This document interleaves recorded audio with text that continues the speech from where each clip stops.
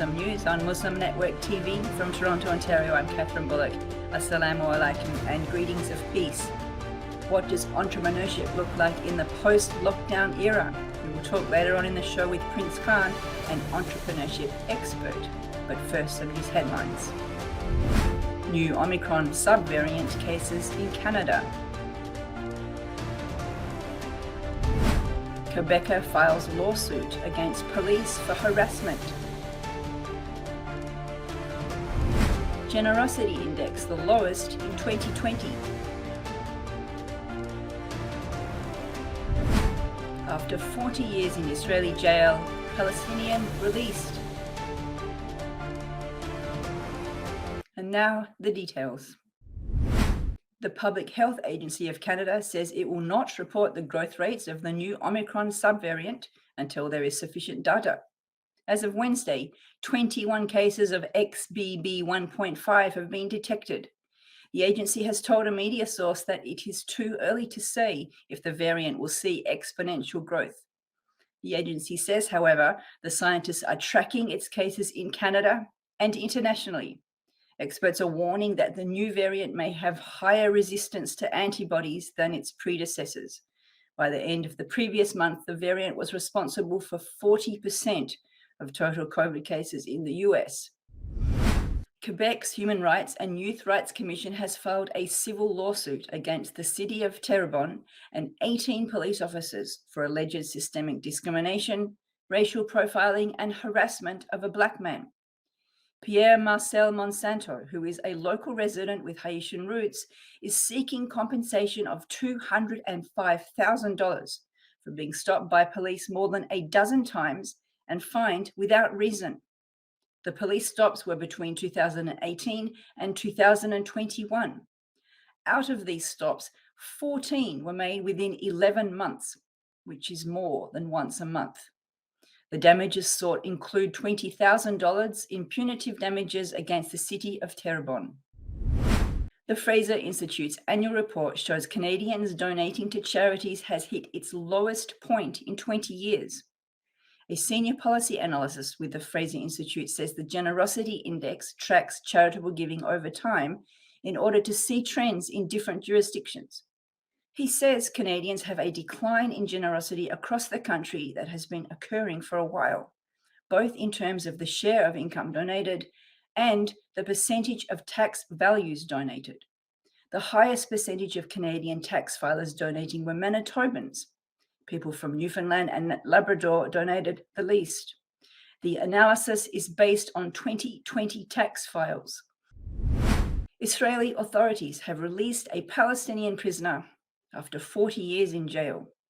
Karim Yunus from a town in northern Israel was arrested on January 6, 1983. He was sentenced to life, which was later set for 40 years.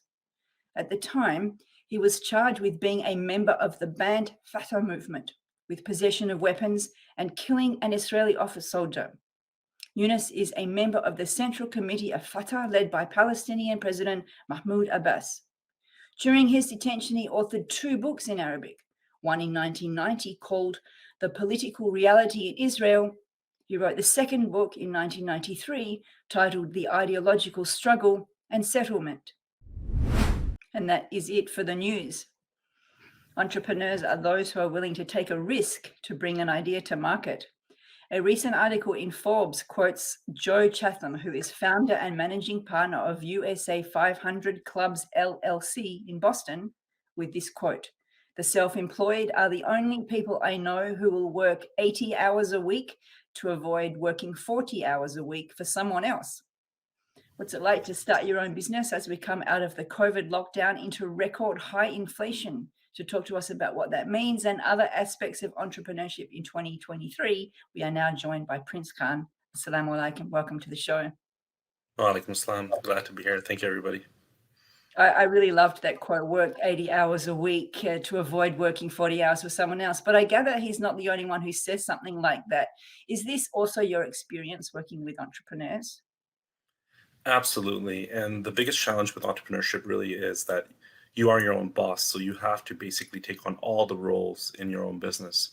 when you're an employee, you have some set standards in terms of what you need to be doing on your day-to-day job. But as an entrepreneur, you're the sales rep, you're the administrator, you're the your technical guy or a technical lady. So entrepreneurs really have to do a lot to sustain their business, and they have no one else to look up to. So ultimately, all the work comes down to them. That can be very exhausting, especially if uh, maybe you're good at one of those, but not all of those, and suddenly it's all on your shoulders. How do people handle that?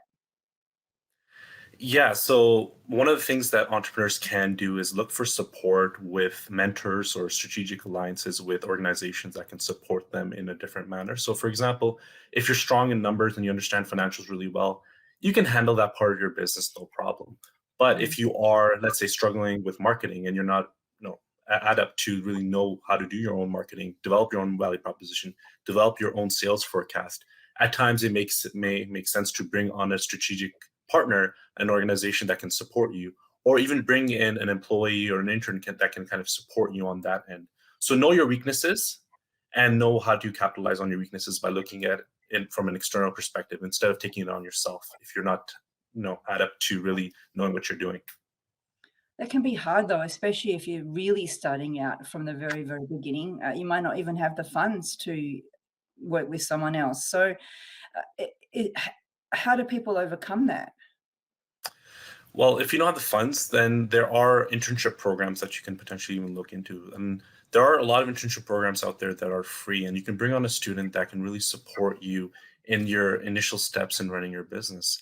Hmm. And at times, obviously, you have to also take on that role as well to learn that role specifically so you can teach others. So it's sort of a two-way street. So not only do you have to bring someone on eventually, but you also have to do it yourself. And how I look at it, it's more of a value add to your business more than a cost. Because Hmm. if you're bringing someone on to do something where you're struggling, in the longevity of your business, it's going to be worth your while compared to not doing anything at all or trying to figure it all on your own 100% of the time. That makes So, sense. Go so ahead. yeah, Yeah, go ahead. You were going to say so and then something. So yeah, look at opportunities where you can partner with schools and organizations that may be able to provide you volunteers or individuals that are looking for that experience. We've been talking about this keyword entrepreneurs without maybe even saying what it is. Is it a synonym for a small business owner, or is there something particularly special about the word entrepreneur and the person who's an entrepreneur? Yeah, it's really a broad definition. An entrepreneur is really someone who is able to take a business and execute that idea. Mm, And contrary to that, there's also another word called entrepreneur, which is looking within organizations and organizations having their own lead on in entrepreneurial ventures. So entrepreneur itself is a broad term just because of the vast amount of work that you have to do and the amount of responsibilities you really have. You're a business consultant, so that means people are coming to you asking for advice and things. What's maybe the number one question you're getting? There's been a lockdown. COVID really affected a lot of people with their employment. They lost their jobs. Now we're in a period of record high inflation, which is making everything really, really expensive. What's then the number one or two things that people are coming to you asking you to consult on?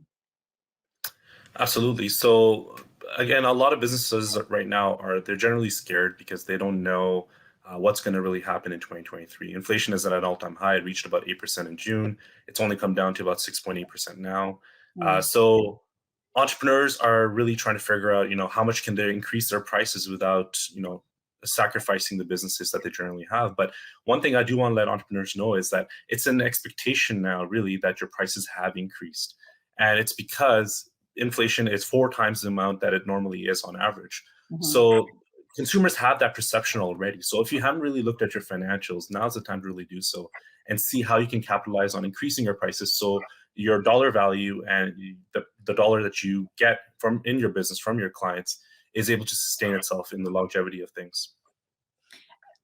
Okay, that I have to ask you. That sounds like you're saying it's okay to raise prices because people expect prices to be raised, but maybe that's not based on a business decision. They're talking now about things like greedflation and shrinkflation. Is that connected to what you're saying? Uh, in a way, but like at the end of the day, what happens when let's just talk about inflation for a second. So what happens during inflation is the dollar that you have that you earn in your pocket it devalues. So for example, 20 years ago, that same dollar could buy you hundreds, maybe a couple $100 worth of groceries, right? But now that same dollar is not worth what it was 20 years ago. So every year, that average increase of 2% is a common denominator. So it always happens. We're just not attuned to it because our wages increase or we get a pay raise. So at the end of the day, consumers have that expectation. But now, because inflation has increased up to 8% this year, this is 4 times what the average is.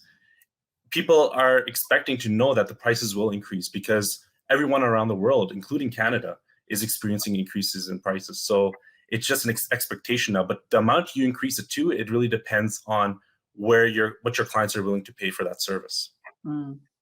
I've seen people, amongst my friends and family who have started small businesses, and it's like a very hard slog. You don't get vacation, you don't get health benefits, you don't get retirement benefits. Sometimes you don't even get paid. So you mentioned about how you might get a pay increase to match inflation, but is that a more normal experience, that kind of experience, or we have the Elon Musks and all the famous celebrity entrepreneurs? Like where does it kind of fit? Very good question. And we call a business like Elon Musk's business a unicorn. So sometimes you are lucky in the sense that you're able to establish a business that is able to exponentially grow over a 1 to 2 year period, maybe 3-year period, just because of the demand and the amount of people that are interested in buying your product or service. But not every entrepreneur, I'd say majority of them, don't experience that. And it is a slow progression to get to where you need to be. I've heard that sometimes it can take up to 5 years for you to see a return. But on the flip side, I've heard someone say, if you're not making money after 18 months, it's not a work, it's a hobby. Take it to the backyard and shoot it. I think there was somebody famous who said that. You probably know that. So how do people balance that decision making about, okay, it's not going so well, do I slow it out or do I look for something else?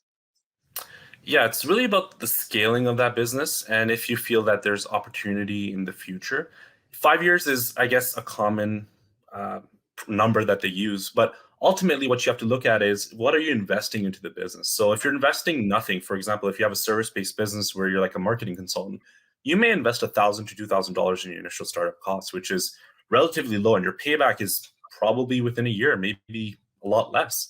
But if you're starting a full-fledged restaurant with buying all the equipment and all the necessary pieces to run your business, it's going to cost you a lot more, hundreds and thousands of dollars to recoup that money. It will generally take you about 5 years. So you have to understand, are you in the business of running something because you enjoy it, or are you in the business of running something that you want to scale it and want to bring people on to help it grow to the next level? Because there's only a certain level that you can get to as an entrepreneur without having that support come in to now take your business to the next level. So are you willing to give up your knowledge and your expertise to someone else who will help you get it to the next level? That really depends on the entrepreneur. So it's really industry. So it's really an industry specific question and answer there. Now we're almost out of time, about 30 seconds left. How about ending on a little tip for any viewer who's contemplating, should I, shouldn't I? Absolutely. Entrepreneurship is one of the most rewarding things you can possibly experience in your life. It's the most challenging experience that you can ever go through. And every individual should try to do it at least once, in my personal opinion, just to get the experience of what is it really like to run your own business. Because some people think it's very easy. I want to be my own boss, but it's really more than that. You are your own boss, but you're also responsible for everything and anything. Customer complaints, customer fulfillment, dealing with your sales process, hiring people. So it is a lot of work, and you have to be adept to that responsibility. So in my opinion, if you have the capacity to take on some risk, entrepreneurship is definitely something you should try over the next coming years.